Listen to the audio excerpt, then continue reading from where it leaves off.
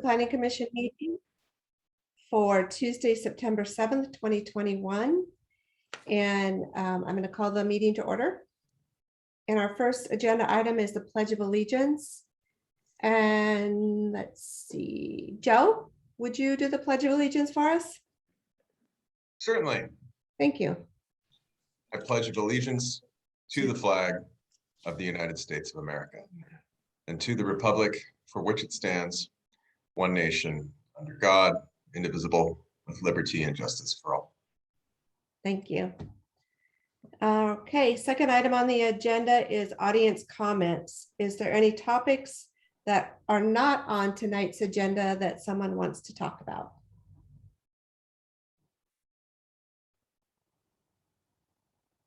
I guess this is where I need you guys to help me. Do you see anything? Nick or Carrie? No, you're good. Okay. Moving on to item 3, the approval of the minutes from June of 2021. So we can speak now, just FYI. This is Aaron and Jenna Bates. Oh, Okay. good. So we were just given permission finally to speak. So we're here for the Amici House. Okay, good. I went ahead and gave you that permission. I figured that's what you were here for. Julie, are you able to speak as well? Yes, I am, and my husband Andrew is here also. And we do not have young adults tonight. They actually are all youth leaders, and they had a event tonight. Okay, The school started Okay. tomorrow, so it's just us. okay. I just wanted to make sure that Jana was not here for another item. I did not want them to be muted if they were actually here for another public comment. So thank you. Sounds good. We'll mute ourselves until needed. Okay, so we were on item 3, the approval of the minutes from June of 2021. I'd like to move to accept the minutes as written. Second. All those in favor? Aye. Aye. All those opposed? All right. Moving on to item number 4 in the business items. First up is the public hearing for the POMC Title 20 amendments for, what is that? What is that called? Congenerate? Congregate living. Oh, congregate.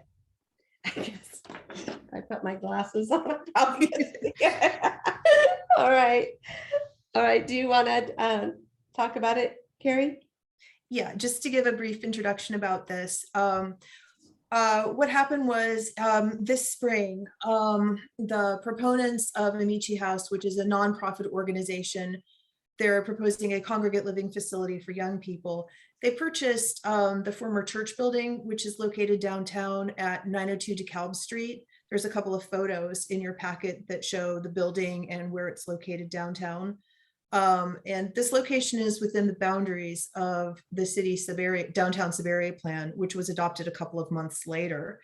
And so this created a bit of an issue for them, the timing on their purchase of the property and the approval of the downtown Sub-area plan, because the property is zoned residential 2 or R2. And right now, congregate living is only allowed in the residential zones of R3 through R5. And they had intended to purchase the property, come in and ask for a rezone to R3, and then go ahead and apply for a conditional use permit, which is what is required for a congregate living facility in the R3 through R5 zones for that use.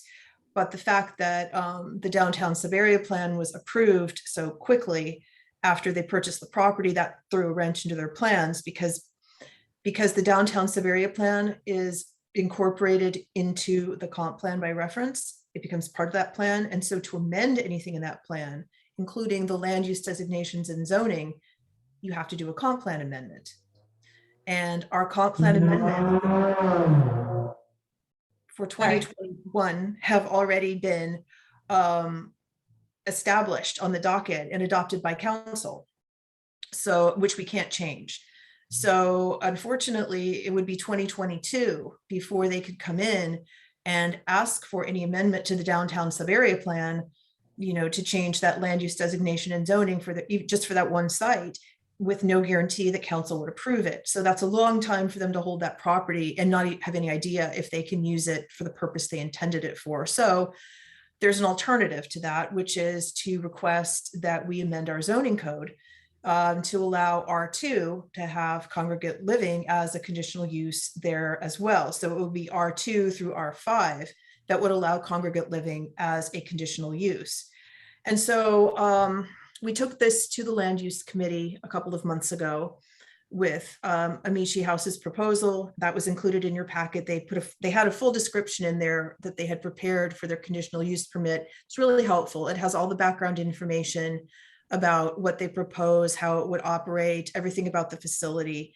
And the land use committee was very supportive, and they felt that this may be a better way to do it, not just for Amici House, but for other facilities of the same type that may want to locate in the city. I wanted to be clear and put this on the record, because we did have some inquiries from the public who were concerned about, we're not really sure what congregate living is. Is that like a halfway house? Is that a rehab facility? Is that for homeless people? What is this? And that was legitimate, because we actually talked about congregate living being a use in our zoning tables and our zoning code, but we didn't actually have a definition in our code, and that's a problem. So in addition to proposing that we allow it in the R2 zone, we needed to provide a definition for it as well. Not only to make sure that this is regulated appropriately, even if this isn't adopted, we need to make sure that all of the uses now allowed R3 through R5, we need to have a definition of it. Even if we don't allow it in R2, we hope that that part of it goes forward. But we were trying to give some assurances to the public who had come in asking, well, what does this really mean? So you have the definition in your packet saying what we propose it be limited to, not just for Amici House, but for all proposed congregate living facilities. And so what we're proposing is that it means a building or part thereof containing sleeping units where non-transient residents share bathroom or kitchen facilities, or both. And non-transient with respect to congregate living facility use means occupancy of a sleeping unit, a bedroom, for no less than 30 days at a time. And in addition, the congregate living facility shall be located in a countywide center and shall be located within a 1/4 mile radius of a transit route, which we felt was important because presumably many of these young people may not own their own cars. So we want to be sure that these facilities are located in areas where we are concentrating urban services, including transit. And so these would be walkable, and they will be near bus routes and provide them accesses to jobs and other services that they will need. We also wanted to be sure that these facilities were supervised and maintained, so they will be required to have 24-hour resident management that will have responsibility for the operations and maintenance of the facility. And also there will be no medical or social welfare services provided on site.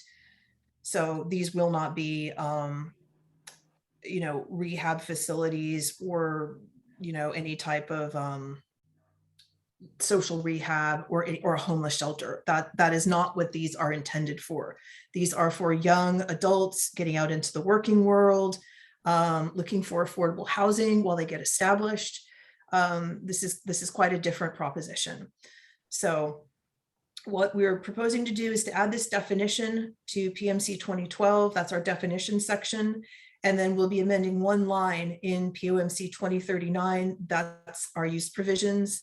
That will simply say that under the R2 residential, congregate living is added there as a conditional use, just as it is in R3 through R5. It's also allowed in several of the mixed use zones, NMU, GMU, and BPMU. So it's in the neighborhood mixed use, gateway, and business professional mixed use as well.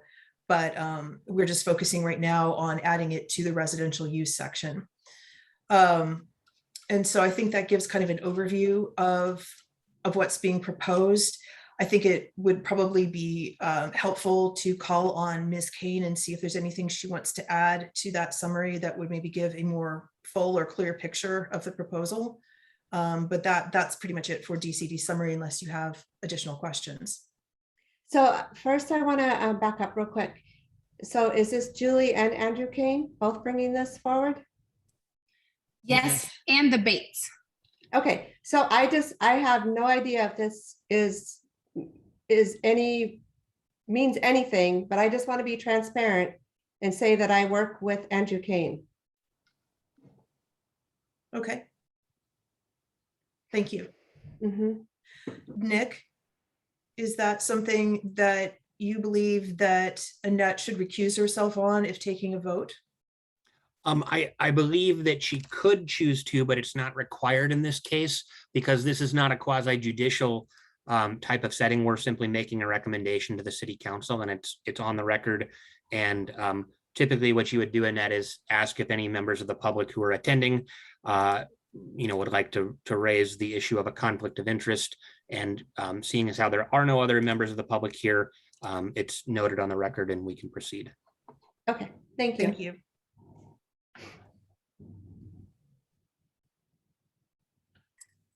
Would you like me to describe the project? Yes. Okay, Thank so so this building, as you know, was most recently a church. It was originally built as a single family home and then has been a convenience store and a school and a church.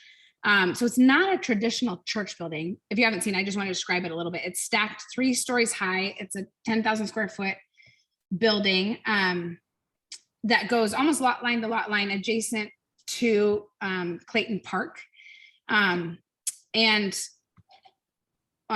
We were real familiar with the building when it was a church, and they tried to sell it, the previous owners tried to sell it as a church building for a number of years, and it isn't set up traditionally for a church. And as demographics have changed, the level of parking a church needs for events of 100, 150, I think was the biggest deterrent. So the building, it became clear, was going to have a change of use.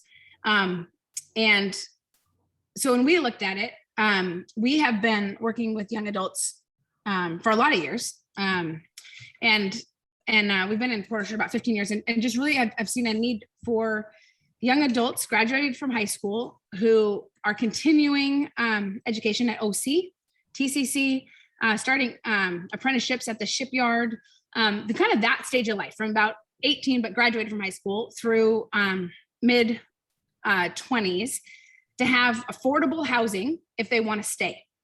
And rents right now, as I'm sure you guys know, even when you're sharing a place, are well over $1,000 a month.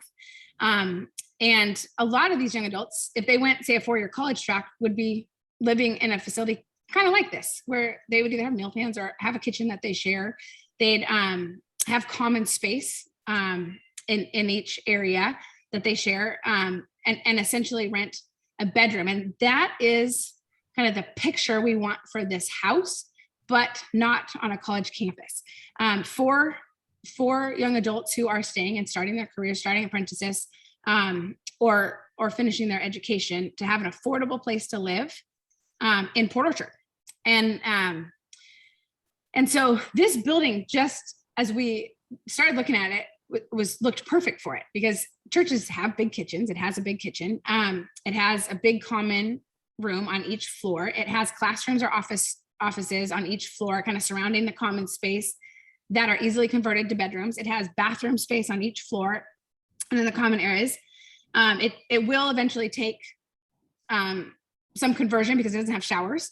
But it has great bones.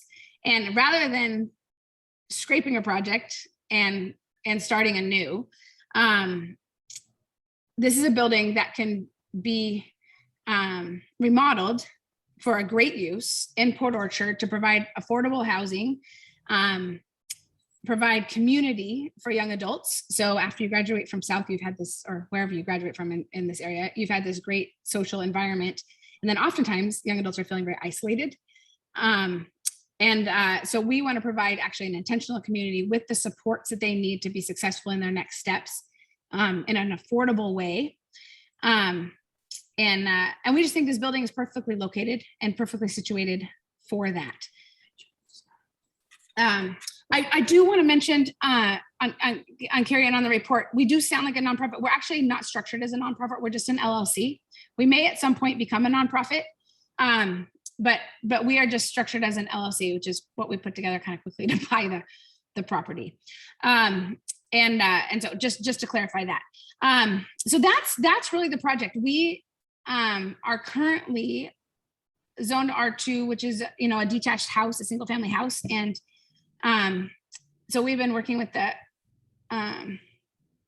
with Port Orchard and are remodeling the first floor, and would like to do it in stages. So keep it as a house for now, do it in stages, and then do floor 2 and 3 once the city code allows for the additional density. We have had a public process with the neighborhood. So we invited a couple hundred of the neighbors around the facility and had over 30 join us for a meeting to hear about it. This building hasn't been used as a church for a while, and so had a lot of deferred maintenance. I mean, there's a lot of work on the inside just from not being cared for as a building. And then it was used most recently as a homeless outreach, providing breakfast. And I think they did a good job, but they weren't on site all of the time. And so it wasn't a full service that was supported in a way that worked for the neighborhood. And so people came in with a lot of concerns.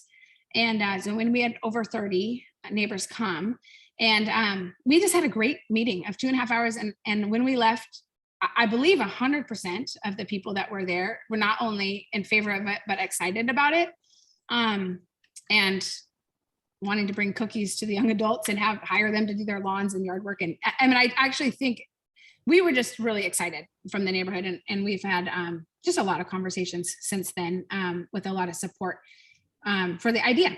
So we already have a group for phase 1 who is interested in renting it as a house, the first floor, which would be a 3-bedroom, 2-bath with a kitchen and living area section. And so I can describe kind of who they are, so you get kind of a picture of our target audience.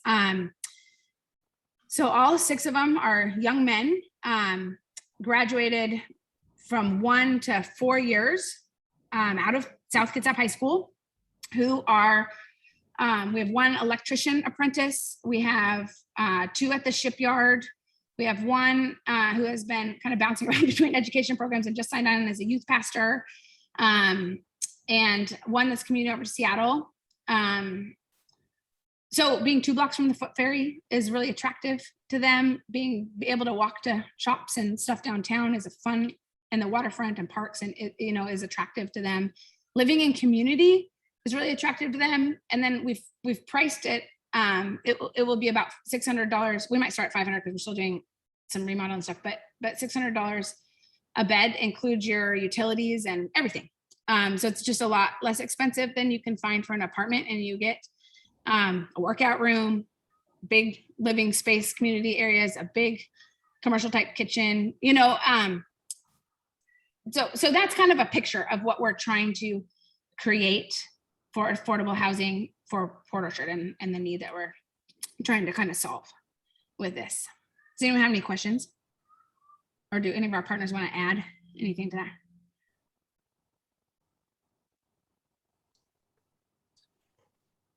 I'll go ahead with a few questions if I may.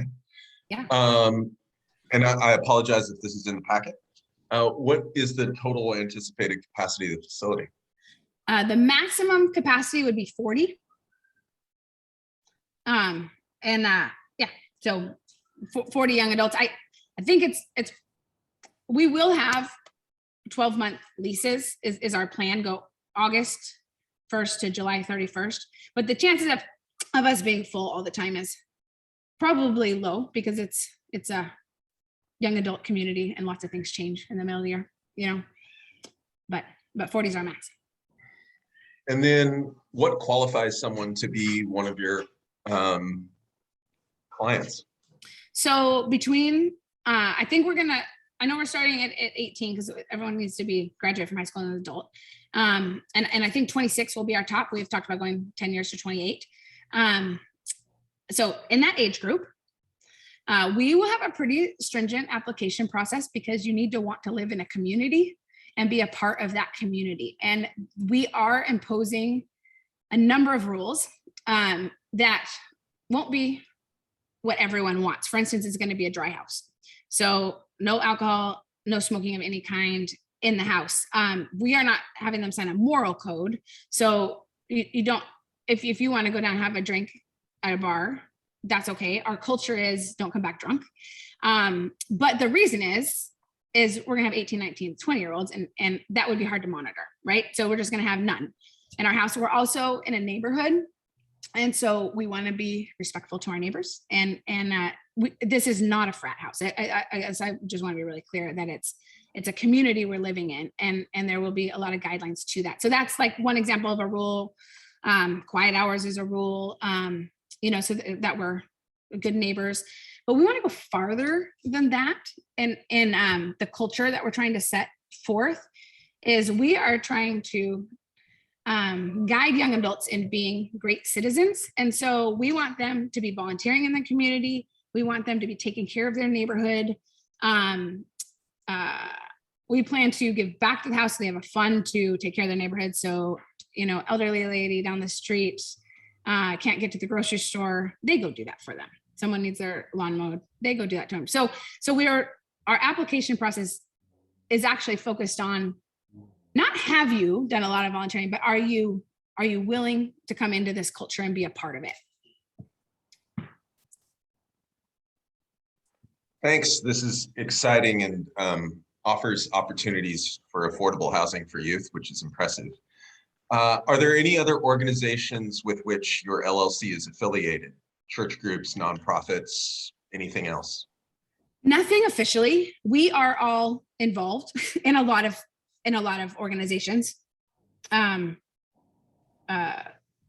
no, we're not affiliated with anything. There are a number of these that there's nothing in our area, but this isn't a completely unique concept. They're just oftentimes more around universities. Sure. And then you talked about a stringent application process.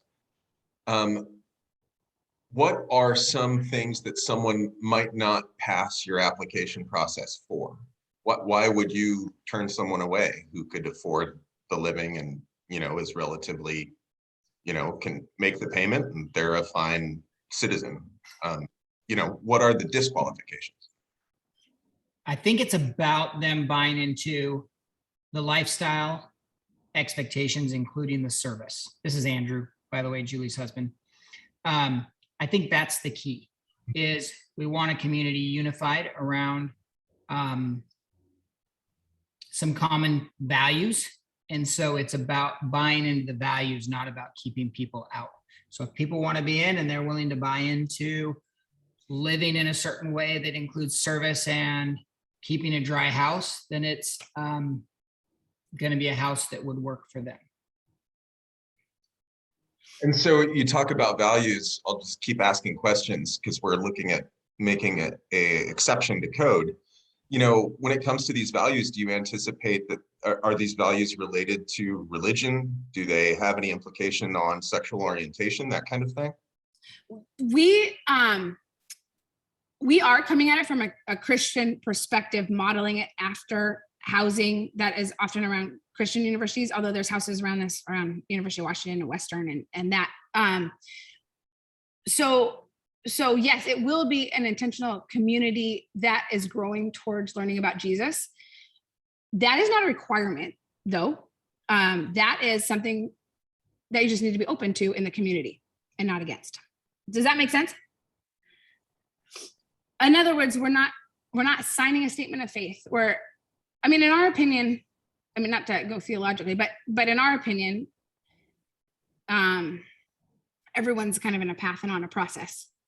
So you could sign something and say you believe in this direction, but you're still in a path and a process. And we want to allow flexibility in people to grow, but we will be very forthright on who we are and what it entails, One of the models that we will likely model this after is called Vision 16. If you want to take a look at it online, they have 4 houses around the University of Washington that have run this for about 30 years. And they said their one requirement, which will likely be our one requirement, is a small group with a mentor, Bible study once a week. So groups of 4 or 5 or 6 have an adult mentor in the community that they meet with, and that provides all kinds of structure for them.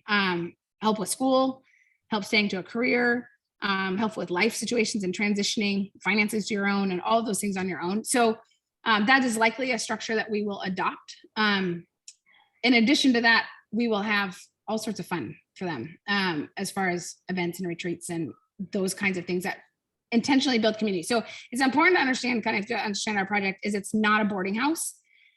It really is a community. I don't know if that answers your questions or is the way that you're going on that. I don't think the code that you're agreeing to defines that, but that's what this house or this project will look like. And planning commissioners, I want to maybe get us back on track a little bit. We aren't focusing on a specific project here. We are focusing on the decision to amend our code to allow this use throughout the city. And so even though you're not the decision maker on any possible conditional use permit, I want to make sure that we're looking at this as a policy measure, not as you are approving a specific land use proposal, because that's not what's before you right now. So just to kind of refocus the conversation and highlight that this is a public hearing about adopting a policy, not about approving a specific project. Thanks, Nick. And thanks, those were my questions. It's an interesting project. Thanks. With that in mind, Nick, for you and Carrie, is there any reason to think that this project wouldn't have gone through in the old plan had it happened before the new plan was in place? Well, currently it's not allowed by code. So in this zone, you would need to change the zoning designation to a different zone. But the problem is you have to amend the comprehensive plan in order to pave the way for a rezone. So this is another way of handling that. And that is, let's look at the citywide policy for where we allow a particular use and determine whether we should amend the zone use tables to allow this. So right now, this could not proceed without either a rezone or without amending the land use code to allow this use in the R2. It's R2, right, Carrie? You're muted.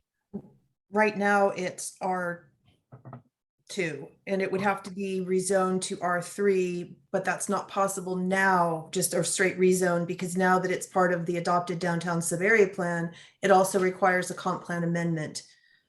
So it became a little more complicated. If they had come in for this a year ago, it would have been a straight rezone application followed by a conditional use permit application.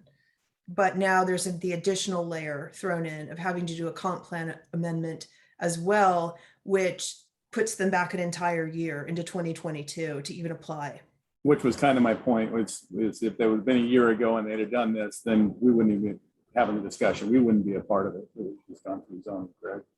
No, but there is the issue that the use isn't well defined. And so if we ended up in a hearing before the hearing examiner and the neighbors were opposed to the project, they could say, hey, this isn't congregate living, this is some other use. And we would have an argument about what the definition of congregate living is, because it is not defined in the code. So it very well could have come back to you just to define the use at a future date.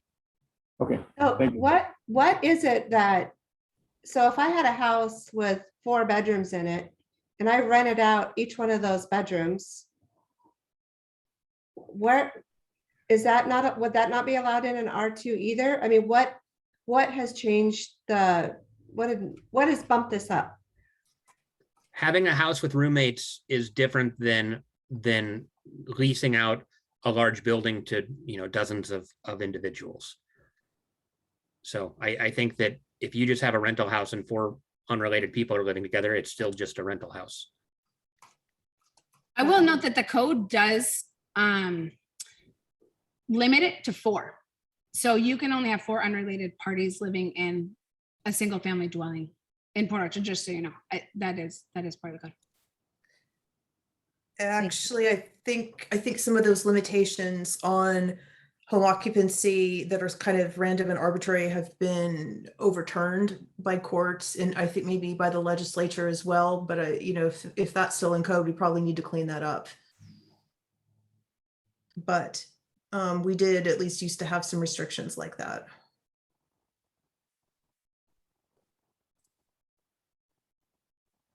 But yes, Annette, one thing that congregate living would require would be that, you know, it's a facility. It's not a home. It's not like a single family residence where you have just, you know, a few people living there renting your bedrooms. I mean, this requires actual professional management to live there and manage and operate a facility.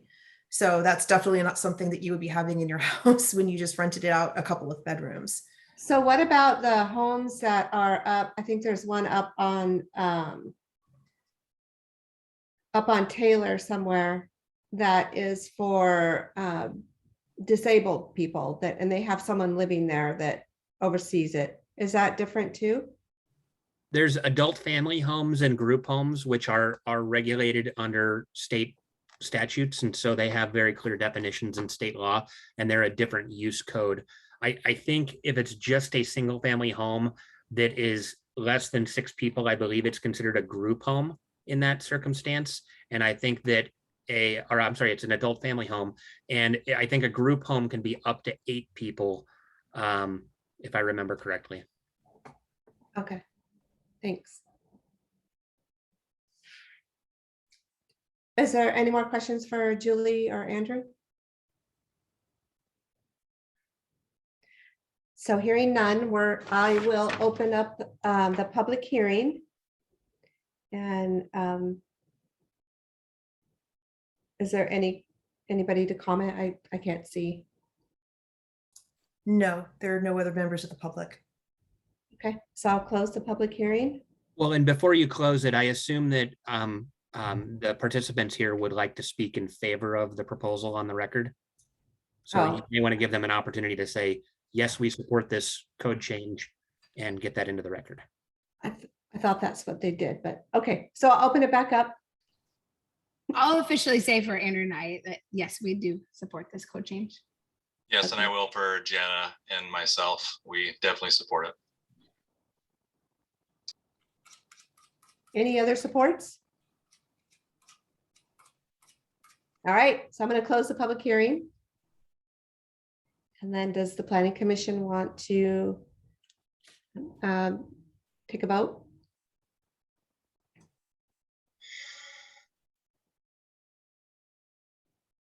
I think I can ask a clarifying question of Nick.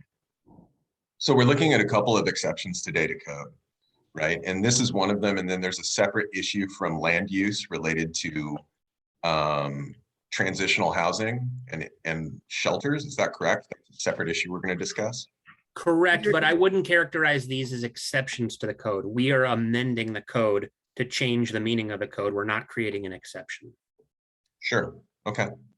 But this is a separate issue, i.e., if we amend code to create or allow congregate living facilities in R2, it's a separate discussion on whether transitory housing shelters are that's going to be a separate conversation with a separate set of amendments. 100%. Okay, thank you.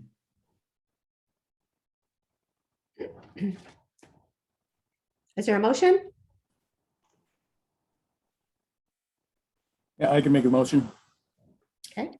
I move to recommend that the city council approve an ordinance amending Port Orchard Municipal Code 20.12 and Port Orchard Municipal Code 20.39.040 to add definition of congregate living and allow congregate living as a conditional use in the R2 zone as presented. Second. All those in favor? Aye. All those Aye. opposed?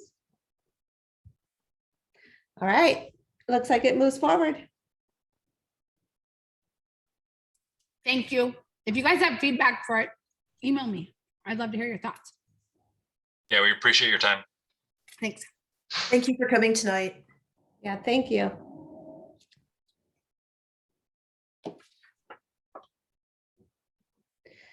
All right. Moving on to item C under the business items, public hearing for POMC Title 20 amendments for transitory and affordable housing. Do we have Okay. any, do we have anybody out there now? Or is it We do just- not. It's Okay. just us who are on the screen now. Okay, As Nick just mentioned, these are coincidentally amending the same sections of our code, our definitions section and our use table in the zoning code, but they are completely unrelated to the congregate housing issue. They just happen to come up at the same time.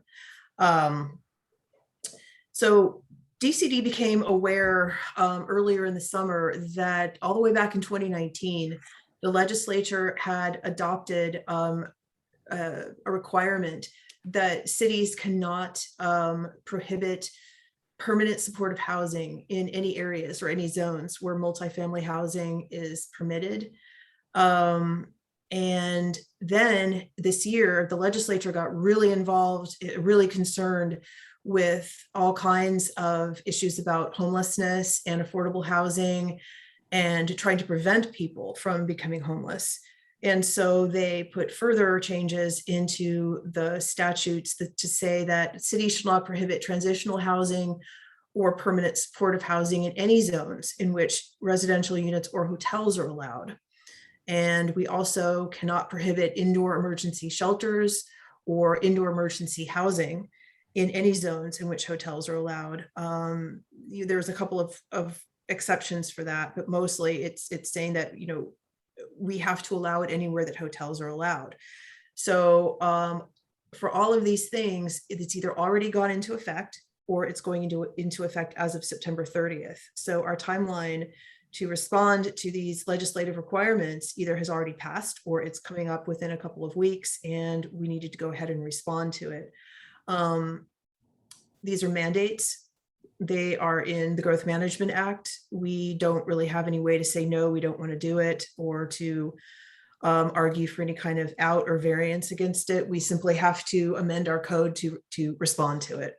And so we consulted with the city attorney about the best way to respond to these issues. And we took it to the land use committee a couple of months ago about their initial thoughts on how the city should approach this. And what we got from the mayor and from the land use committee was, let's kind of keep it simple in the beginning. We don't really know if we're going to get these kind of facilities in Port Orchard. We really don't have any of these yet. And we're not sure what they're going to look like. We don't really know the impacts that they could have. It's all kind of new for us. And we're a small city. We don't necessarily want to set up complicated processes that may or may not affect us in the very near future. So let's do this as simply as possible. And then if we need to amend our code in future, then we'll respond adaptively. And we may be making some more amendments to our land use code to respond to this in future. So what you're seeing tonight is the proposal that came out of the land use committee. It's a simple starting point, and we would welcome the planning commission's input if you think there should be anything additional added or concerns that we haven't been looking at that should be addressed before it goes to the full council. So just to kind of give you an overview of what each of these 4 new land uses are that we have to deal with in our code. In the packet, there are definitions of what each of these new housing types or types of shelters will be. And there are proposed new definitions in the zoning code. Indoor emergency housing is temporary indoor accommodation for individuals or families who are homeless or at imminent risk of becoming homeless. And it's intended to address the basic health, food, clothing, and personal hygiene needs of those individuals and families. And it may or may not require those the individuals or families to enter into a formal lease or occupancy agreement. This is a little bit different than a shelter. A shelter is meant to be more transitory. So it's a facility that's a temporary indoor shelter. You're on the streets and it's going to go down below freezing, or it's going to be 105 tomorrow. We need to get you off the streets. You're in imminent danger if you stay outside. And so it's for families or individuals who are currently homeless. Indoor emergency shelter does not require you to enter into a lease or an occupancy agreement. And these may include day and warming centers that do not provide overnight accommodations. So emergency shelter is a little bit less of an intensive use than emergency housing, but we're treating them both by and large under the same umbrella, since they're treated the same way largely by the legislature in this current law this year. Permanent supportive housing is, it covers a range of things, but primarily it can be anything. It can be the house next door to you. It can be the apartment next door to you. It's leased housing. So it doesn't look like anything different than a house or an apartment. It's not a purpose-built facility. It's simply a house that has no limit on stay, that is meant for people who need comprehensive support services to get into a place, to retain their occupancy, and to basically to get people in where otherwise they would have maybe a rental history or a history of drug use, mental illness, perhaps criminal background, where they would automatically be rejected for tenancy. So, and especially if that means that because of these rejections, that puts them at high or imminent risk of homelessness. And so permanent supportive housing is meant to be paired with on-site or 24-hour off-site voluntary services that support you. It's not meant that you are living completely independently without supervision and oversight.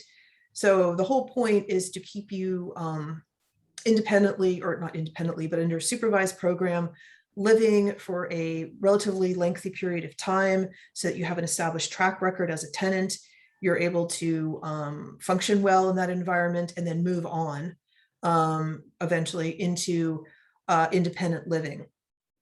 So, but this is something that we wouldn't really know about. I mean, if someone moves in under a permanent supportive housing program, the city is not necessarily going to know it. We wouldn't know that somebody came in and rented the house, you know, on DeKalb Street, not the church, not Amici House, but I'm just using that.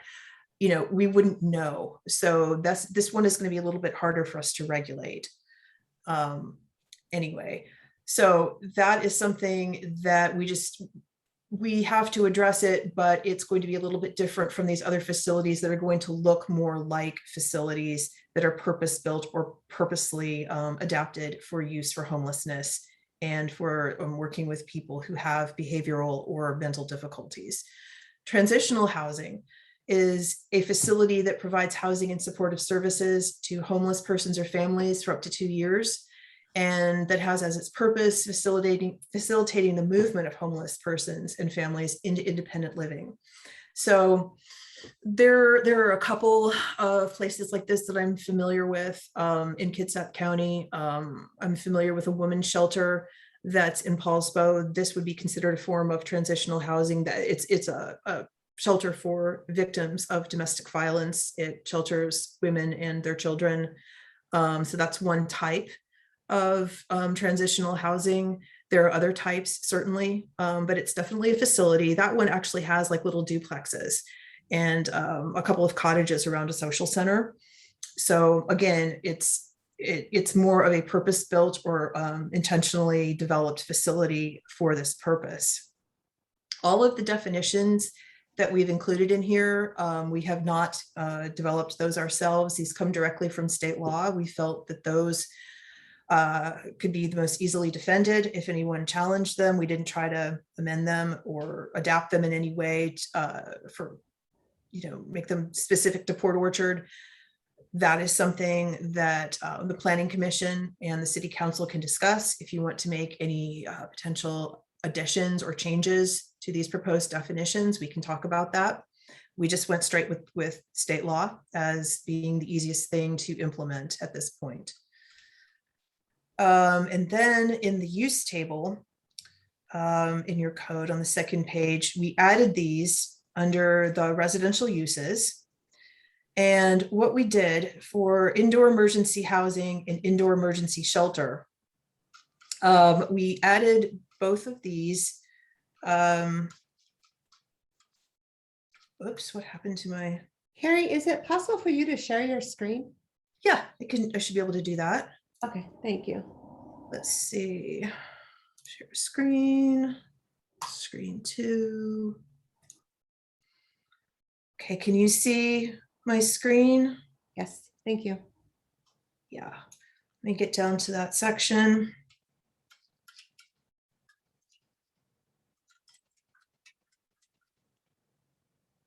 Okay. These are the 4 new lines that we're proposing to add to the land use table for these additional residential uses. For indoor emergency housing and indoor emergency shelter, these are the ones that we are not allowed to prohibit in any of the zones in which we allow hotels. So we have added them as conditional uses in NMU, neighborhood mixed use, commercial mixed use, downtown mixed use, commercial corridor, and commercial heavy. These are the zones in which we allow hotels. So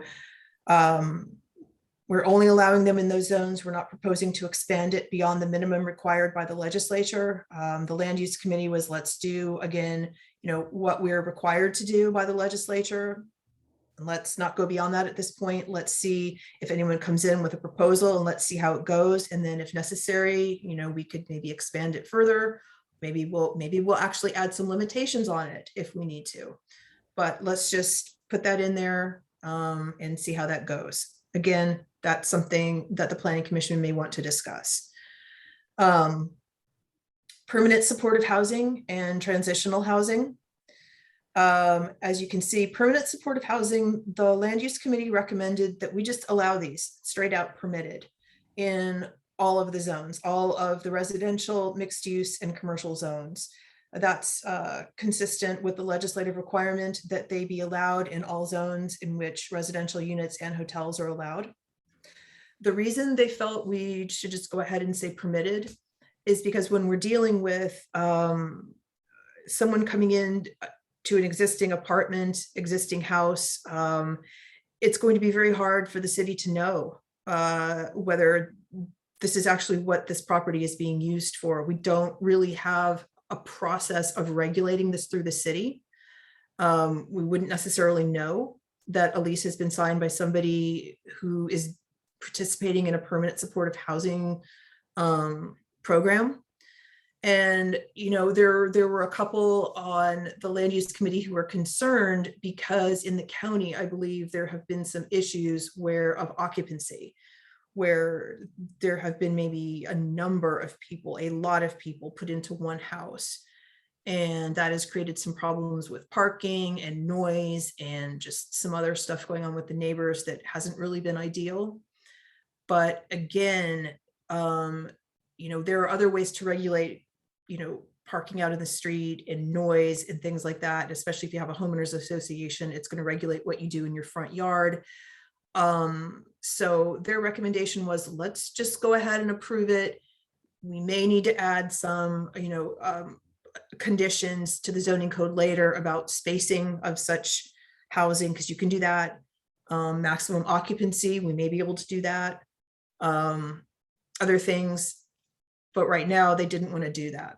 So again, something you may want to talk about. In transitional housing, same thing. We had to allow them in all of our residential and commercial and mixed use zones, same thing. And so their feeling was that at least in residential and the mixed use zones, that should be a conditional use. That's an actual facility. It does not look residential. So if that's going into a single family neighborhood or even a mixed use neighborhood, we want to know that's going to fit the neighborhood in intensity and size and design, and that they do have adequate facilities in place, and that other measures are going to be put into place to make sure that their operation is not detrimental to the neighborhood. In the commercial corridor and commercial heavy, they felt that it would probably be okay to permit those outright. So that's kind of an overview of how the land use committee thought that we could acceptably respond to these new legislative requirements. And so we're bringing this to you to get your input on what you think of this proposal, both the definitions that have been created and the kind of the range of outright permitted and conditionally permitted uses that are in this table, to get your feedback, to see if you have any proposed changes to this, and to see if you're comfortable moving it on to the full council at this point. And I'm happy to answer any other questions.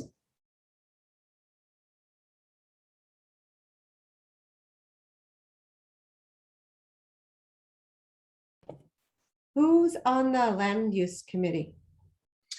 Scott Diener, Fred Chang, and Jay Rosa Pepe. Thank you.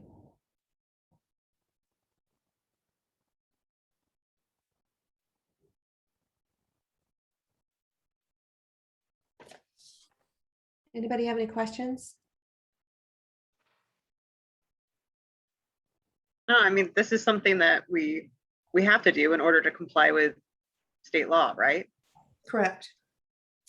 We don't necessarily, have to say that. I mean, we could say that everything is conditional. We don't have to say anything is outright permitted, and we can put some conditions saying you cannot have one indoor emergency shelter within 500 feet of another or something like that. But we do have to allow them. We cannot exclude them by zone. We cannot say they're not allowed at all. So yes, we do have to address this, and we have to address it now. Right. I'm more comfortable with being less restrictive at first and only tightening up if we actually need to. Mm-hmm. What would it take though if we did it that way? Which I agree with you, but what would it take to tighten it up if we needed to? Like after the fact, like if this pass went through, what would it take? We would come back with well, first of all, we'd have to probably hear from council or from the mayor, or in the public would have to be going through the council and mayor saying, hey, we really hate this. We have a problem. We're having impacts. We're seeing negative things happening to our businesses, to our homes, to the public. This needs to be tightened up or amended in some way to reduce those impacts. They would come to us and say, hey, again, it's like any other change we make to the zoning code. Drafts, proposed changes, you'd see them here in the land use table, most likely. And it would probably be with footnotes to this saying that, every shelter must be 500 yards apart or whatever the condition would be. It would come back through you guys, and then it would go back to council for approval. It would be the same as any other amendment to the zoning code. So if everything went smoothly, how long would it take? To do what? To make a change, to tighten it up if we had to? How long from the start of what, if someone made a complaint or was concerned to us changing this, would that take a month, 2 months, 6 months? How long would that take? Well, the city council could pass an emergency ordinance and put a interim regulation in place at one meeting with no notice if it determined that there was an emergency. So they have the power to immediately change something. All they need to do is have a meeting, and then they have 6 months under state law, and you can extend that for up to a year, I believe, under an interim regulation to give yourself time to work on the solution. Okay. I mean, I'm all for letting it go through the way that it is, but I always feel, I feel there could be somebody out there or people out there that would take advantage of this, which could cause hate and discontent in a neighborhood, which I wouldn't want to do to the residents. So I'm kind of on the fence with it. But if you say that if there's something that, the council could do right away to make a change, I guess that's all right.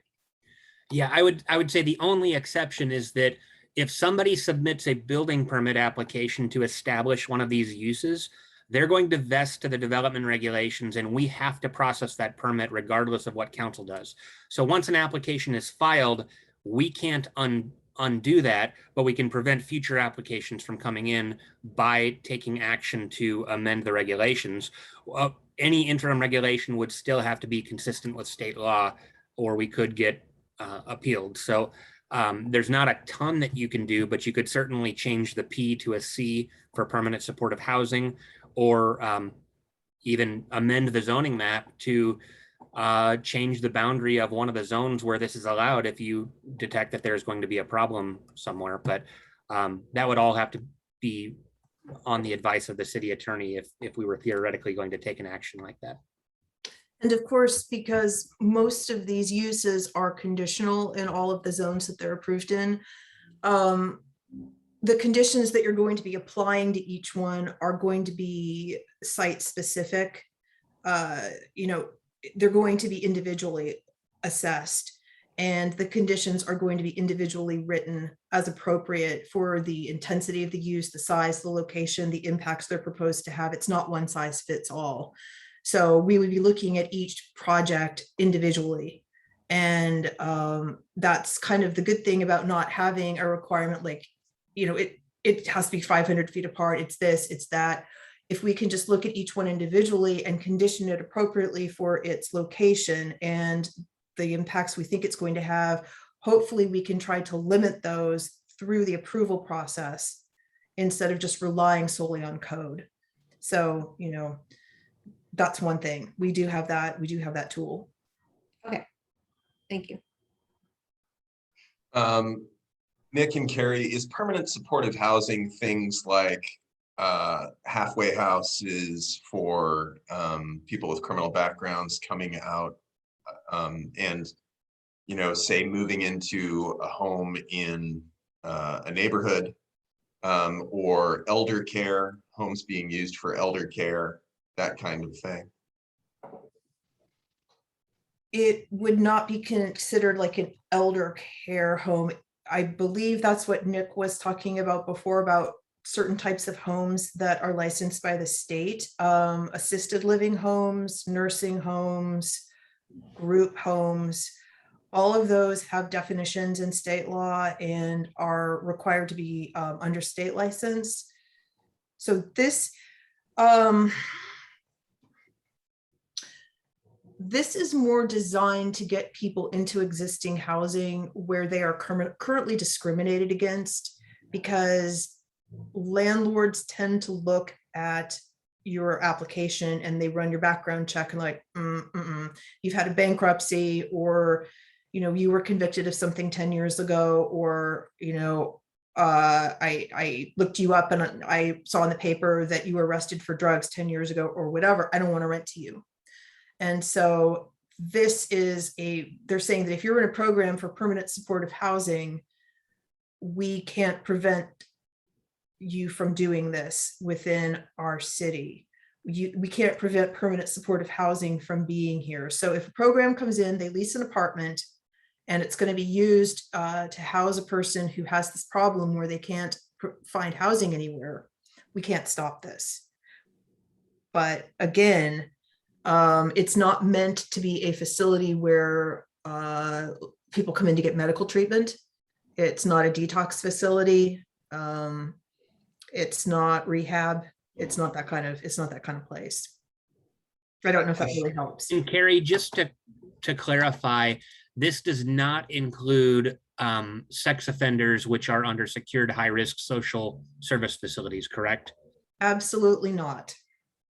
I think so help me out with the hypothetical situation, and thank you for your patience.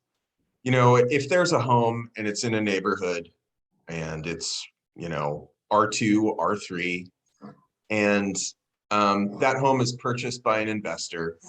It is remodeled from 4 to 6 bedrooms. And the purpose of the home, and maybe it achieves its separate licensing, but there's going to be some code decision here that's being made. And it's sort of for, people who are in their 70s and 80s or older. And it's really sort of where they're living all the time.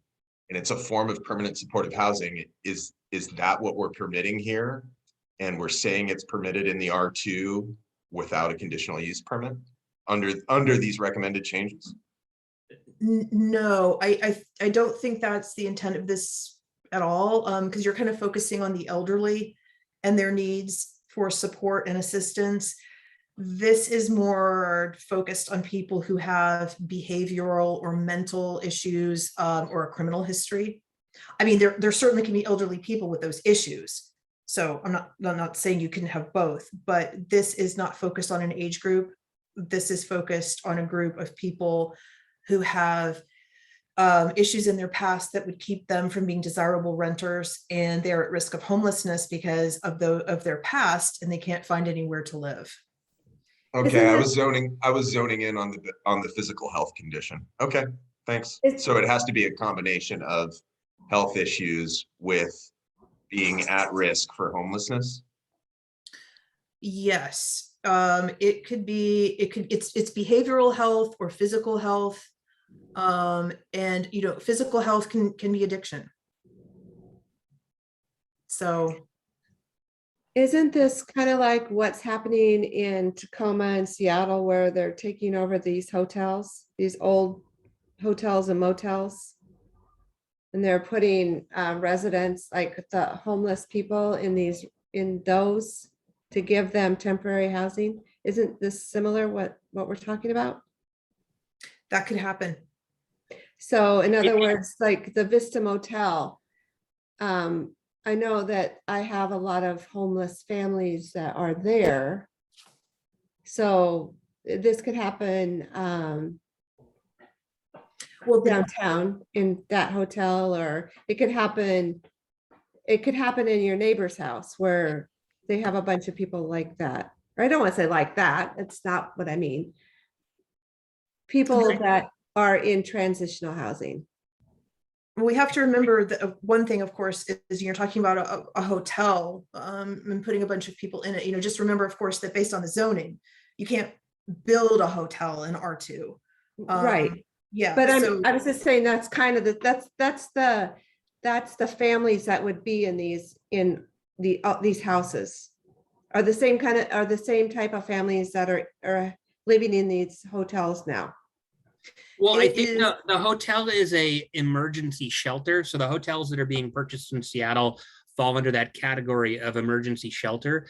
And I think the permanent supportive housing isn't necessarily temporary. It's more of a permanent solution, is my understanding. I don't think those hotels are being set up for long-term housing so much as the city, in order to deal with homeless encampments or other things, has to have a place for people to go. And so they're creating these temporary shelters, and then they're hoping to transition people from that temporary shelter into a different type of facility, which could be permanent supportive housing. Isn't that what transitional housing is, up to 2 years? Isn't that kind of the same thing? Mhm. Yes, yeah. So- So transitional housing or shelter, I think, is what the hotel would be. Not, I don't think the hotel building would be a form of permanent supportive housing unless it's really being set up for a permanent occupancy as like an apartment building. Okay. Right? Is that right, Carrie? I would not like to say that. I think that if it were converted into housing, it could become that, because if it were a hotel, it could be converted into apartments and used for housing, permanent supportive housing. Someone could come in and lease it out and use it that way. But it would have to change its use. It would have to be changed from a hotel to, this is a permanent supportive housing facility. Or just an apartment building. I mean, it could be Or an apartment changed. building. If the apartment building is allowed in that zone, they could just call it an apartment and rent it out to people who have these difficulties without the 24-hour care. So But I think, aren't we mixing 24-hour care within, I mean, isn't that just one group of people that would need any of these housing solutions? Isn't it, like Carrie was saying earlier, it's like abused women that are running from their spouses. So they don't need medical care, they just need protection, isn't it? It's not just for medical reasons, is that correct? Right, I was giving the facility in Paulsbo as an example of transitional housing, because Right. they they generally are serving people who are strictly victims of domestic violence. They're not also dealing with mental health or drug abuse issues, things like that. It's just a safe haven for them and their children. So that would fall under transitional housing as we would have it in our city under this code. Now, you could also, you could establish a domestic violence shelter use if you wanted to and have it be very specific. Right. But we're not. So if it's falling under one of these 4 classifications, that's where we would put it. If someone came in for something exactly like what they have in Paulsbo. I'm just saying you don't have to be, it doesn't have to be something medical in order to No. be in any one of these things. It can be other deals. Yes, and there is overlap. There's overlap between these. So unfortunately, someone could come in and be serving more than one population potentially. So again, a lot of this is going to be, when the first facilities of these types come in, we're going to do some learning and growing when we do those first permits. It's going to be a learning process. Thank you. Mhm. Another question for Nick and Carrie is if we recommended that, and I might just need more time with this particular, it might be worth taking another month or 2 with this. Although I understand you have state law to comply with. But if we were to recommend conditional use permits for permanent supportive housing in all cases versus just permitted activity, what do you think the workload would be? The problem is that we won't know. We talked to, Scott Diener, who is the land use planning manager for Kitsap County, and they don't know. They don't know when permanent supportive housing leases are signed. Unless someone files a complaint and, they check into it and they find out, oh, that's being used as a permanent supportive housing residence. There's no process for the county to review this. And there really is no process for us to see it either. So that's the problem here. There's probably some way that it could be set up, but the county doesn't know how many of these there are in the county. They could be operating already in the city. We don't know. We have no way of knowing right now. So unfortunately, I can't answer that question. I think that's a good thing though, that you don't know. And the only reason, it just means that there's no bad things happening. And Yeah, I mean, I guess I'm naive enough to wonder that if there is a problem and there is no conditional use permit, then there's a form of recourse, right? I mean, I think I worry that there's a lot of unforeseen things with this. There's a lot of use cases that we're just not aware of yet. And, when I specifically ask questions about, hypothetical situations of investors buying properties, reformatting them and using them for business purposes, which may or may not be related to permanent supportive housing. I think those are the kinds of things we might want to think carefully about happening in our neighborhoods. Mm-hmm. Yeah, I suppose, Carrie, isn't there a deadline for action on this? What's the date that we have to comply by? September 30th. And we're actually out of compliance with a couple of these already. So, But September 30th. I don't believe that the Planning Commission has time to you can continue to study this, but I think that action is needed sooner. If you, in your motion, wanted to change the permanent supportive housing from a permitted to a conditional use, you could certainly make that in your motion to approve, and you could continue working on this, or wait and see what sort of inquiries and requests the city sees. But we do need to take action by the end of September based on the very short window that the legislature gave us for compliance. why did you guys just find out about this? I mean, why are we just now getting it? We did. We unfortunately just found out about it. I think we heard about it in May or June. And we were going to take it to the August meeting, and your planning director had a pretty severe injury and had to be operated on, and so we canceled our August meeting. So that is why you've only seen this once, but we started working on this in June. We ran it through land use, I believe, in September or in July. And now it's coming to you for the first time. Yeah, and for the couple of things that have actually been in place for a couple of years, we didn't know. No one told us. We didn't hear about it. So we've actually been out of compliance for those couple of things for 2 years. And so it's like, oops, we need to get back in compliance on those before someone challenges us.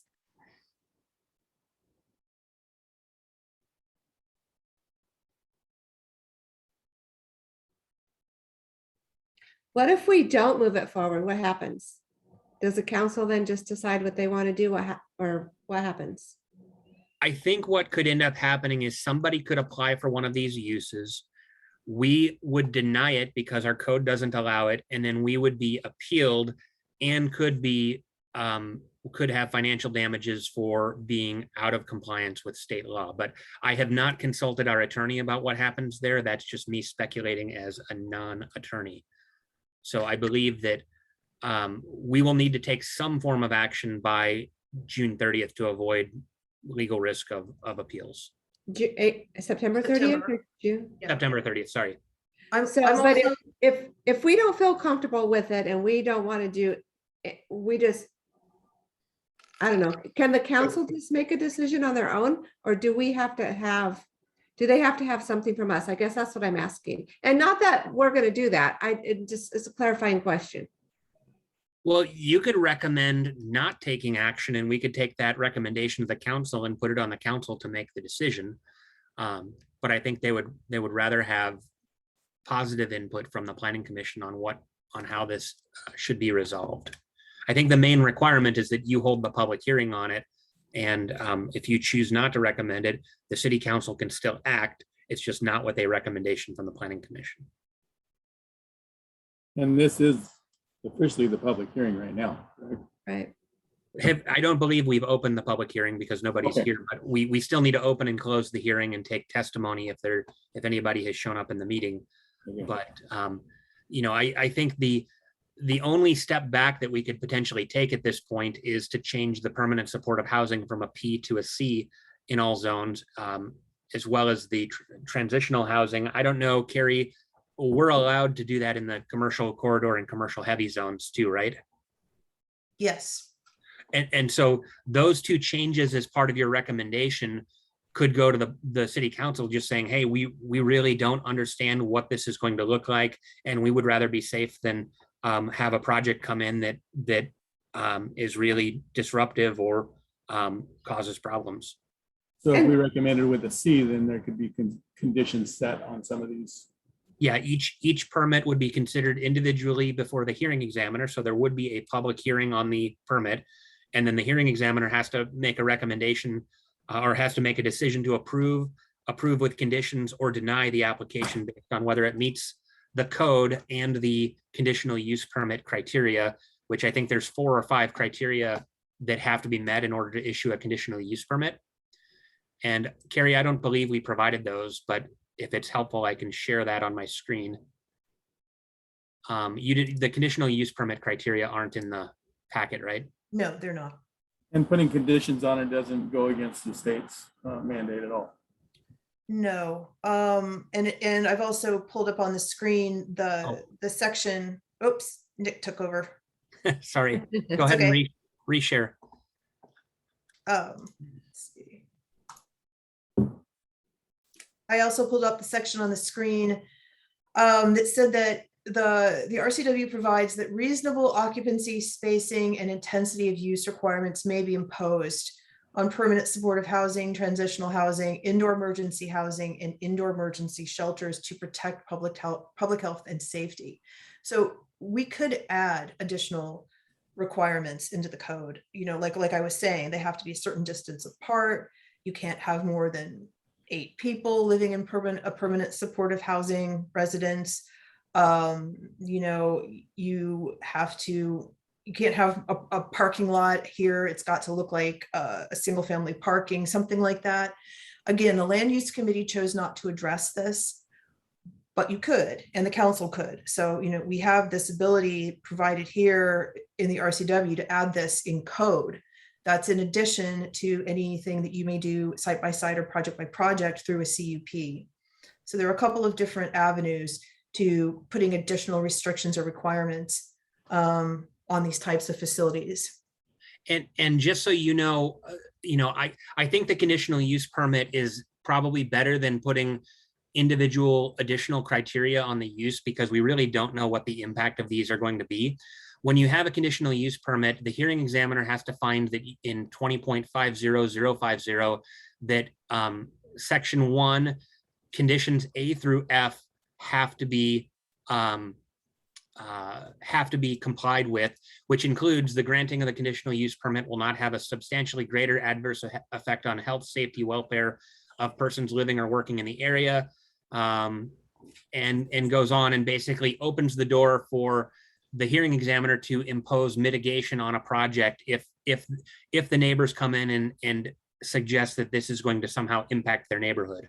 And when you have a conditional use permit, notice goes out to, I believe, everyone within 300 feet of the proposal. So if it came into a particular neighborhood, all the people living within 300 feet of that use would be able to come to the hearing and say, this is how this project is potentially going to affect me. And then the hearing examiner can impose additional conditions on the permit.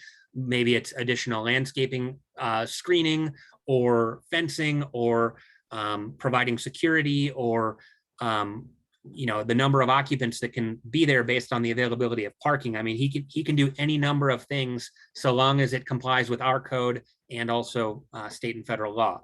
So, given the timeline that we have, I feel like that is probably the easiest thing we can do. And then if you would like to continue working on this, we could have discussions about spacing requirements or other possible additional criteria for granting that would allow us to change those Cs back to a P on a future iteration of this.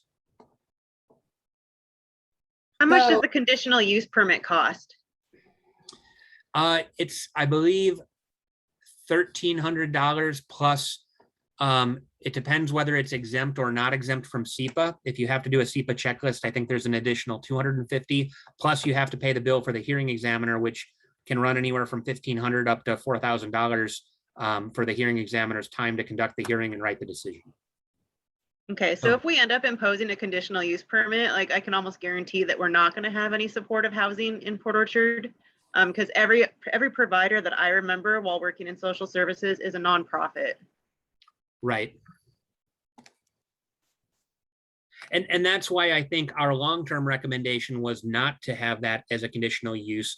But if you feel you need more time and want to be able to give an affirmative recommendation to the city council, that's one way that you would potentially feel more comfortable doing so. And we could explain to the city council that we came to the planning commission with recommendation A.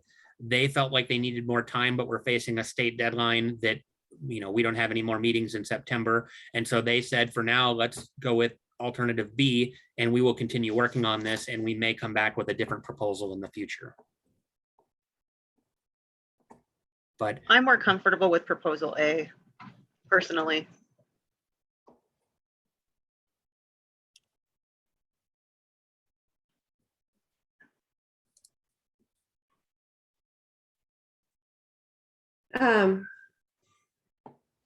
So I'm gonna, is there any other discussion? Well, listen, I'm going to bring up a complaint that a resident of Port Orchard brought to me, and maybe this group can help me understand whether this would affect this particular situation or not. Okay, so the hypothetical I was bringing up wasn't really a hypothetical. And it's a home in a relatively new neighborhood that was purchased. And when it was purchased, they told the neighbors, we're converting this into a care home for 6 dependent adults, with 2 caregivers there, one for the night, one of the day. When the neighbors asked more questions, the answers were, we own this property, we can do what we want, and we hopefully have the right state licenses to do it. This is regardless of the homeowners association's particular covenants. So I've sort of dialed into this because what I've been concerned about is when I heard this complaint, I sort of said, well, I don't understand how this is even possible. There would have to be a business license, there would have to be state regulations. How could this occur? And so I'm sort of wondering if, this is part of how this could occur. Does that make sense? And if there's no relationship whatsoever, then great, then there's no relationship. But if I owned the home and I was in the neighborhood and suddenly a home across the street from me, which previously had a single family in it, was suddenly being used to care for 6 dependent adults, I would want to have comfort that the right levels of oversight were occurring. So what you're describing does sound like an adult family home, and that is governed under RCW 70.128. And it is for up to 6 adults, and it may provide services up to 8 adults approval from with an additional approval, and it does have to be licensed by the state. I do not believe, and Carrie, maybe you have the land use table handy, but I believe that the adult family home, we have to allow that in all of our residential zones where we allow homes. Is my recollection. We allow, it's permitted outright, R1 through R3, and then R5, Greenbelt, RMU, NMU. And It's BQ. R6, not the R5, but yeah, you're right. So we allow it in the zones where we allow detached houses, because an adult family home is almost exclusively found in a detached home. And then the state regulates it quite heavily under RCW 20 or 70.128. The requirements for rules, and if you're operating without a license, it has criminal penalties. All of that is handled through the state. And that's not something that the city gets involved with, other than potentially to sign off on a business license so that if it's for profit, taxes can be paid on the services provided. Thank you for the Yes. clarification. I suppose though, Nick, that we would handle complaints. I mean, if they were parking on both sides of the street, or, I mean, I sort of doubt they'd be making excessive noise, but if they were, or trash was filling up the yard or something like that, we would deal with complaints just like we would any other complaint. Correct. If they're violating nuisance codes or other city codes, we would enforce those, just as impartially as we enforce them anywhere else in the city.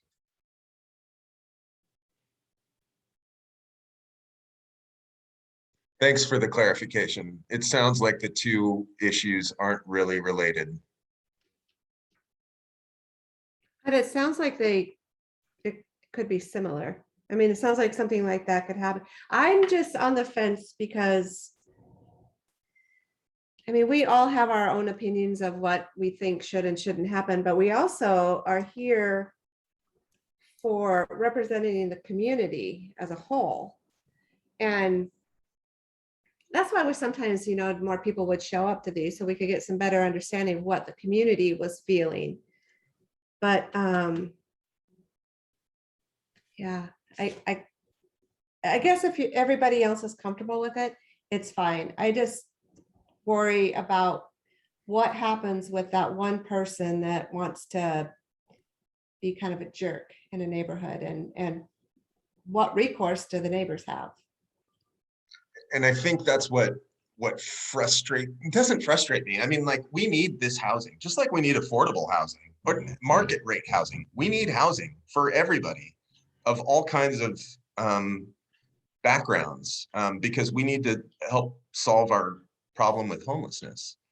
But I think one of the things that's frustrating me is hearing one of my fellow citizens in Port Orchard say, these people bought this house, it's right across the street from me, they're slicing it up into 6 bedrooms, there's nothing I can do about it. And that was the answer that they got from their neighbor.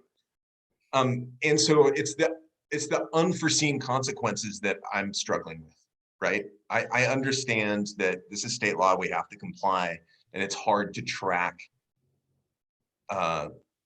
It's hard to track this period. And if you impose conditional use permits on this type of housing, we're going to create a NIMBY situation, right? Where we're saying not in my backyard, and to Trish's point, then we're not going to have this kind of housing here. Right. So I'm struggling with the pros and the cons.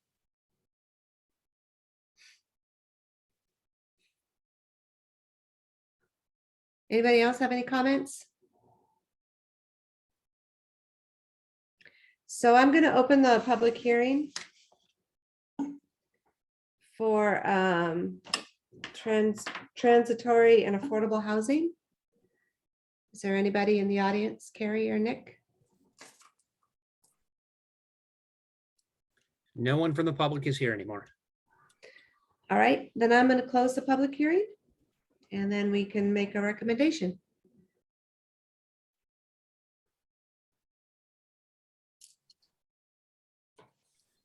So I would suggest either a motion to adopt or to recommend the ordinance as presented, or if you want to make the amendment, you can include that in your motion concerning the ordinance.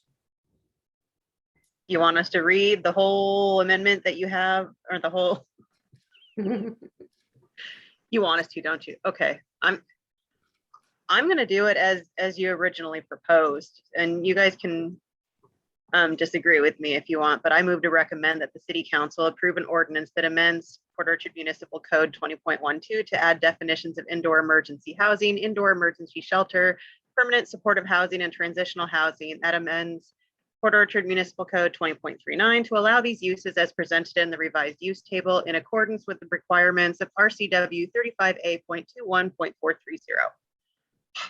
Nice. Is there a second? Second. All those in favor? Aye. Aye. All those opposed? Nay. What's the, did the yays win? I shouldn't say win. You I can think call I'm the for a- only nay, and I'm just not there yet. If we had more time, I'd probably get there. So, Right. and I see both sides. Right. I'm with you. So did it pass? Yes. Good, okay. unless you're with him, in which case it's a tie vote. Well, I can't vote. The I'm chair- only a tiebreaker. Oh, you're right. So, okay. So now it moves forward. When does it go to the council? Carrie, I think this goes to the second meeting of September, right? We had it down for work study on the 21st and adoption on the 28th. Cool. So the last thing on the agenda is the introductory discussion for the Parks Plan update. Yeah, thank you. So this Parks Plan presentation has been a long time coming, and I use the word presentation quite liberally because I'm mostly just going to speak to what was in your packet and give you some more time to read it and ask questions of us later. I think it's a lot to digest at this point. We are working potentially on having our consultant come give a presentation, and it may be that it's a joint presentation to the City Council and Planning Commission at a regular council meeting night. And so we will let you know if there's an opportunity to either come and listen to that live or just simply watch the recording after the fact. The city's parks plan that we currently have in place is from 2011, and we did some really light updates as part of the 2016 comprehensive plan update, but it really has been a long time since we have done any significant revisions. We were able to put money in the budget to hire a consultant, although it was a pretty meager budget. And so it involved a bit of public participation last year with surveys. We actually gave away, I think, a $250 gift card trying to encourage participation. And we had Carrie, like 600 respondents to the park survey, which is, I think, about the highest turnout we've had for almost any initiative in the city. So we had good public participation on the front end of this, trying to establish what the needs of Port Orchard residents were in terms of future park facilities. The parks plan is broken into a number of chapters followed by a number of appendices. And right now we're not focusing on the appendices, which include financial policies, impact fees, the actual capital project list of what we plan to build over the next 20 years, which is partially in the document that you have before you, but we're still working on cleaning up more of the tabular form of the capital improvement program that lists every individual parks project we're hoping to complete. The plan is broken down into, as I mentioned, a bunch of chapters. Chapter 2 really hones in on the various goals for the parks plan, and that was largely driven by public input. And you know, a lot of the reason that we prepare the parks plan in the format that we do is there's a state agency called the Recreation Conservation Office, and they offer all sorts of grants to build local parks, to do habitat restoration, boating access, all sorts of things. And it's a well-funded, highly supported bipartisan type program that the state has. We actually, the McCormick Village Park, we were able in 2014 to get a $700,000 grant from the RCO to design and build that park, which ended up, it was a 50% match. So we had to pay half of that cost. And then as construction costs began to skyrocket, that park ended up costing way more than what we had in grant money, but the grant money was still very much appreciated. So in order to qualify for those grants, the city has to have an approved parks and recreation plan, and it has to be no older than 6 years old. And so currently we are ineligible to go after grants, but as soon as we adopt this plan, we can hopefully go after state money as a match to take our park impact fees and some state money, and then go and build additional new parks facilities. So in terms of the contents of the plan, I mentioned the chapter 2 includes goals and objectives. They're sort of generic and I would say unsurprising when you read them. The program elements really gets into more of numerical. How much is the city going to grow? How many soccer fields do we need per 1,000 residents? And it tries to identify what we have versus how much we're growing and what we need. It starts to kind of connect the growth into the public outreach piece of the plan. Chapter 4 is really a summary of the public opinions on park facilities in the city. So that's the goals reflect some of the public feedback, but chapter 4 really breaks down sort of the public input on the project. Then chapter 5 and chapter 6, I would say, are the meat of the document. Chapter 5 breaks down all the different types of facilities. It's kind of like a menu of these are trail facilities, these are athletic facilities, and it starts to talk about the different types of facilities, whereas chapter 6 is then an inventory of existing and planned parks within the city of Port Orchard. And between chapters 4 and 5, you start to see, it's not real detailed, but you'll start to see things like at Central Park or Clayton Park that we need to replace the restroom facilities, or that we'd like to create a small off-leash dog park area where people can take their dogs and let them run around. So those are kind of the very specific improvements on a facility by facility basis. You will see that there are some new parks identified in chapter 6, as well as some of our existing things that we own but aren't really improved at this time are proposed to be eliminated because either they're in bad locations for developing park facilities, they're unsecure, or are just not in a prominent place where people would know to go look for a park. And then some of the parks are new. And when we adopted the downtown plan, we identified several plazas, an expansion of the waterfront park, the expansion of the pedestrian pathway, all sorts of things downtown, which are now listed as just categorically the downtown parks on page 99. And there are actually like 10 individual plazas and parks that are under that sort of heading. And we did take chapter 6 to the land use committee a couple of months ago because our consultant had come back to us and he was identifying, oh, we're going to put a skate park in at this facility. And I think that was him trying to figure out where our existing skate parks are and where they could go, but without really talking to anyone who actually lived here about where we should put that type of facility. So we sort of truthed everything with the land use committee and said, okay, these ones sound generally good, but this is totally out of place, and we made some revisions. So as you read through this, the recommendation would be right now to really focus on chapter 6 and go park by park and look at what is there versus what is a proposed improvement for each of those parks, and try to understand where we plan to invest in the coming years. I should note that the park plan does also include an inventory of things that are owned by the Port of Bremerton, by Kitsap County, and Washington State Parks that essentially serve our residents but may not be in the city limits, or maybe in the city limits but just aren't a city facility. And what that gets at is that, for instance, at McCormick Woods, you have, I think it's Mary McCormick Park and Deer Park that have tennis courts or basketball courts, playgrounds, and facilities that are available for those residents. Even though they're not public, they still help meet the demand for parks in the city. So it's important that we capture a complete inventory of everything that's available for citizen use, whether it's private, public, or like an HOA type facility. So the inventory is starting to look pretty good, although Carrie and I are going to meet with a consultant tomorrow because we wanted to, when we actually put all these projects in a table format with costs and timing, there's still a lot of room for improvement, and we're going to work through that with him, and you will see that at the next meeting.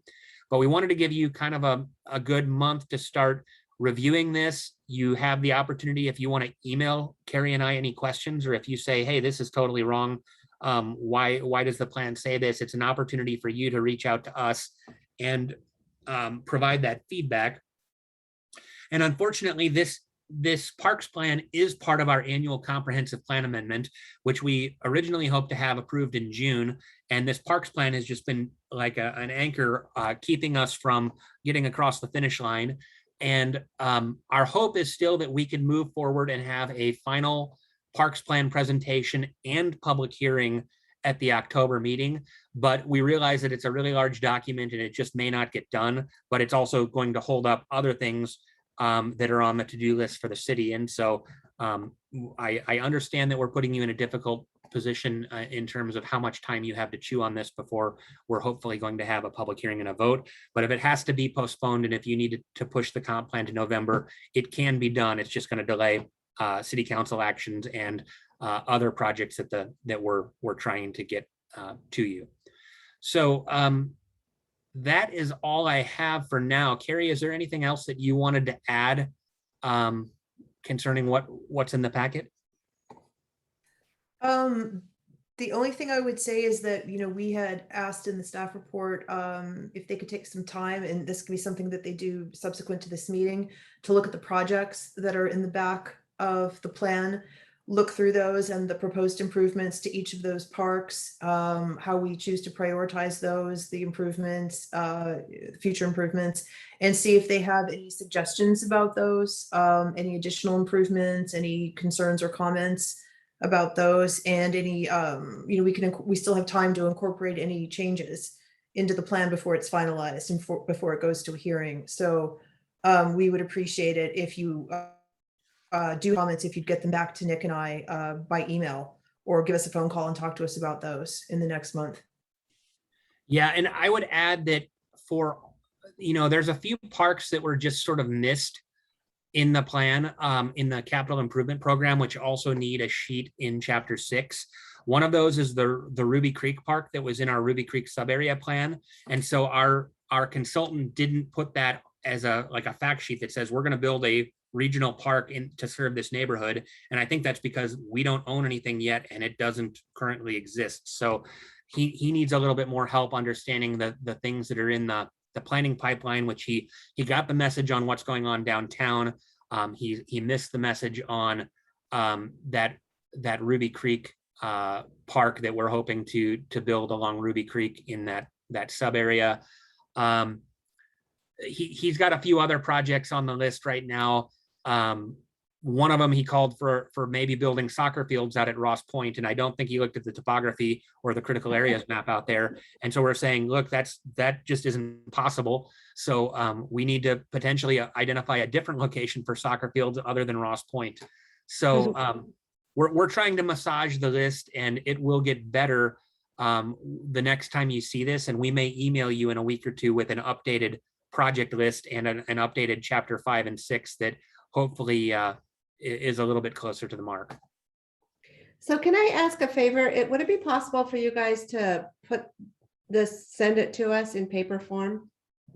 And I know everything is electronic, but when you're on the computer all day long and then you come home and you have to go through it again, can you do that? Or, I mean, maybe nobody else wants it, but it'd be easier for me to go through if it was not on the computer. I think, Annette, Carrie could probably have Lisa print it out. We're really not going to the office right now because of COVID issues for the most part. And so we can certainly make it available for pickup, but that would require a special trip in for me on crutches or Carrie coming from up north. So, but we can certainly have it printed and waiting for you. Okay, thank you. Would anybody else like one? Or Lisa could mail it. Or we can mail it. That's true. Okay, whatever's easiest. It'd just be easier for me to go through that way. And then I liked what you said in the beginning, that we meet at the same, or get to listen at the same time that the council does. I would really like to do that if that works, because that way we get it firsthand. And if we had any questions, maybe we could ask at the same time. Yeah, I think tentatively that would be the September work study meeting of the city council 2 weeks from tonight. But I need to confirm that the consultant is available to attend that. If he's not able to attend that meeting, we'll have to find a different date, and we'll make sure that it's recorded so that you can at least watch if you're not able to participate and ask questions. Okay, thank you. So Nick, the comments that were made in there regarding a couple of the parks, like Lundberg, I think was one of them, and the one down by Fred Meyer, that just might be better just to sell those off. Is that recommendation coming from us as well, or is that going to be somebody else making that decision? So that is the feedback that I have from the mayor and the land use committee, is that, so, and I should mention, so the Lundberg Park, I don't know if you know where that is. It used to be a little RV park off of Lundberg, or Herald, I believe, near the storage units at the corner of Lundberg and Bethel. And it's got a little, it has a little, the remnants of an asphalt drive where you could pull around and pull RVs into that area. And then it drops off Blackjack Creek, which is a really steep slope and is also an unstable hillside. And so the our ability to do anything with that other than potentially keep it as open space is pretty limited, because it would be hard to develop parking there because we don't have any place for stormwater to go.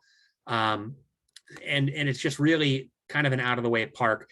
We just acquired, as part of our roundabout project at Lundberg and Bethel, we acquired a pretty large chunk of property from the county, and there's going to be remnants from that property. And I've suggested that if we want to do a park that serves that neighborhood, let's do it out closer to that new roundabout, where it would be highly visible and would actually draw people and would kind of activate that area, because the storage units are the opposite of activating that area. And so maybe putting a park there would make it more inviting as a neighborhood entrance. For the Bethel South property, I think the bigger issue there is nobody lives within walking distance. Very few people live within walking distance of that property, and there aren't pedestrian facilities to get there right now. And the upper half of that property is used by the water utility. It's really only the lower portion near Bethel. And the Public Works Department has expressed the need to have staging areas for snow removal and other things in that part of the city. And so we think that could be better utilized as a public works maintenance area, because it already has water infrastructure on the property. And then instead acquire a new property that is closer to the residential areas, maybe on the north side of Sedgwick, and close to all the new housing that's going in there that would create more of a neighborhood park. So I think that was the rationale, but behind the Bethel South property.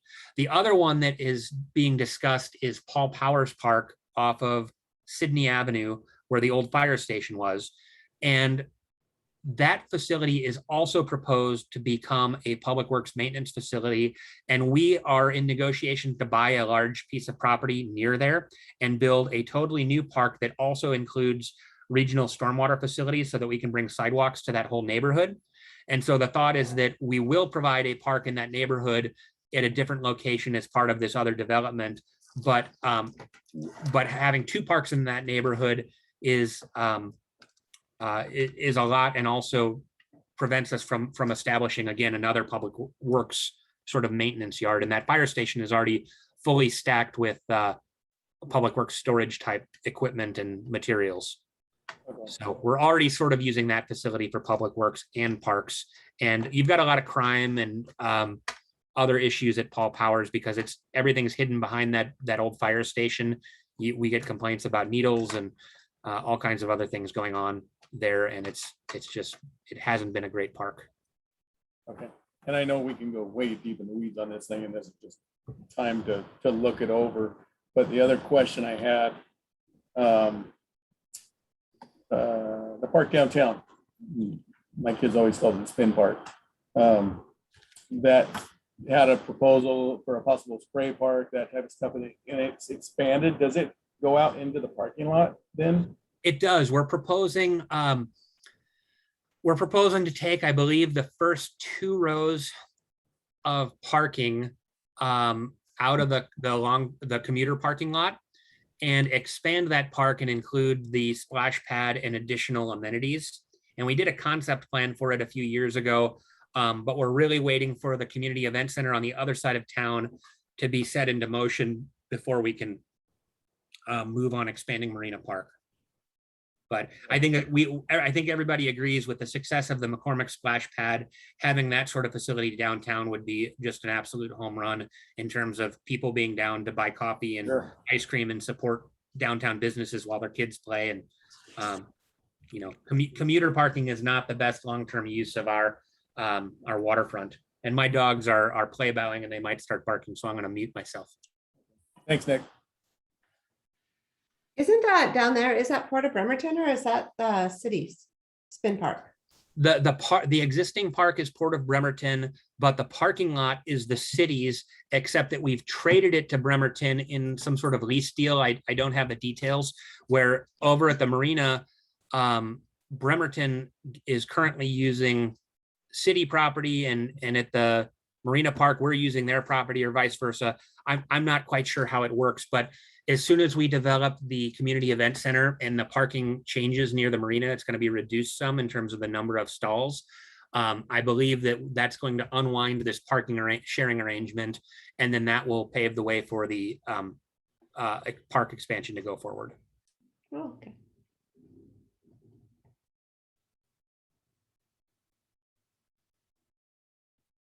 Is that it? That's all from me, unless if any of you have read ahead and have any questions or initial input, we're happy to respond to anything that you've seen. And like I said, we had planned to be done with this, I think, in February, and then COVID happened, and it's just been really slow getting this thing across the finish line. And of course, we were working on the downtown plan this spring, and you can only bring so many plans forward at one time, and this one it needs to get wrapped up. Yeah, those were my questions, and along with Ruby Creek, which you already answered, but there's a ton of information, so that it needs to be read over a couple of times. I should add that the capital improvement program, obviously we're putting forward a whole lot of new projects and there's cost associated with that.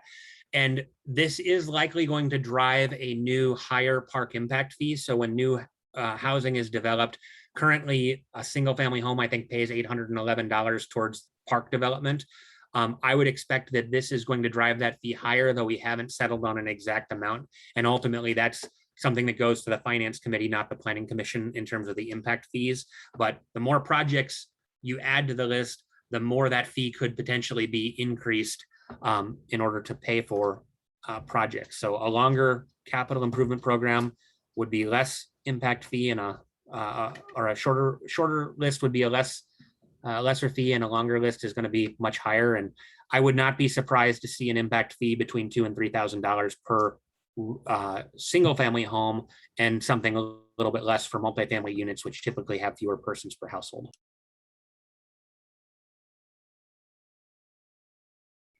Any other questions for the parks?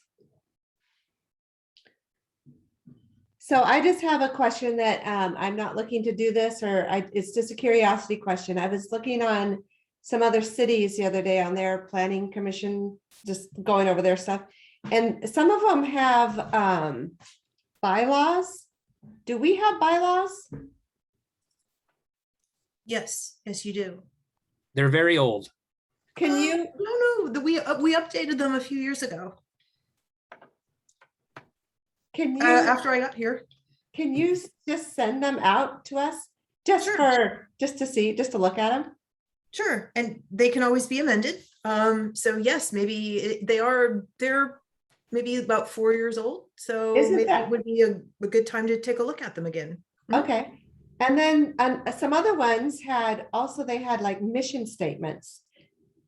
Not that I want to make one, I'm just asking, do we have one of those? The city council has the mission statement for the city, so they, I don't remember how it goes. I think it's written on the city council agenda. And it talks about raising the bar, honoring the past without living in it, and a couple of other points. It's like 4 points that are the city's mission statement. So You know, I've got that too, because Janine had me printed out as a poster. So I can attach that too, if you want to take a look at it. It's, sure, we'll just look at it. And it's just, I didn't even realize that a planning commission would have bylaws or a mission statement or anything like that. So this is interesting. I think it would be I think it's somewhat unusual to have a mission statement of the planning commission, because you don't want anything that's in conflict with the city council. That's going to be problematic. So I think you should let the city council sort of set the mission statement, but yes, you do need bylaws. And I would actually recommend, Carrie, we should probably have those posted on the planning commission website, just so if anybody wants to find our planning commission bylaws, they're available. Okay. But I will also send them out to everybody as well. So in the Booster Club and different organizations that I'm in that do have bylaws, it's the state says that you have to update those every year, at least look at them every year and make sure that they're current. Is that something that we would have to do then, or is it just something that you guys do, or? Planning commissions are regulated by state law, and while you're required to have bylaws, rules, and regulations, I don't believe there's anything in there that specifically says on what frequency you have to update those. There's a procedure and they're laid out for how you amend them and update them, but it doesn't say you have to do it on any certain time frame. Okay, yeah, this was just, it's a requirement that you just look at them every year, but Okay. that's fine. I just didn't know, because when you just said you updated them, I didn't know who updated them. Was it the planning Okay. department? Is You that? guys did. No, we brought them to you. We brought them to you.